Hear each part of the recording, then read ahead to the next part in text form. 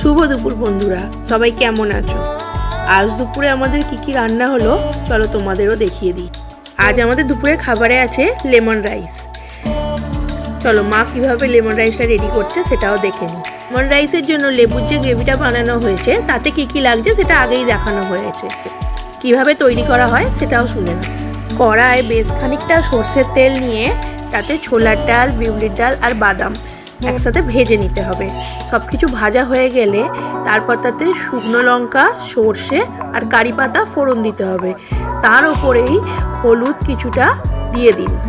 ভালোভাবে সব কিছু মিশিয়ে নিয়ে তাতে একটু নুন আর করে রাখা লেবুর রসটা দিয়ে দিতে হবে। তারপর আঁচ নিভিয়ে দিন। ব্যাস, তাহলেই রেডি লেমন রাইসের জন্য গ্রেভিটা। আর এই ঝুরঝুরে ভাতে কিভাবে মাখানো হলো সেটা তো দেখেই নিলেন। চলুন এবার প্লেটিংটা করে নেওয়া যাক। আজ আমাদের লেমন রাইসের সাথে আছে কষা কষা আলুর দম।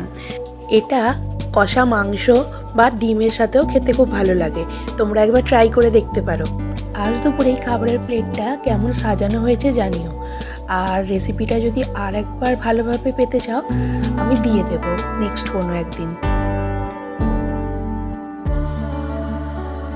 এটা আমার খুব প্রিয় একটা খাবার। যাই হোক, আমি আমার খাবার এনজয় করি। আর হ্যাঁ, তোমরা অবশ্যই ট্রাই করো। ট্রাই করে জানিও কিন্তু কেমন লাগলো খাবারটা।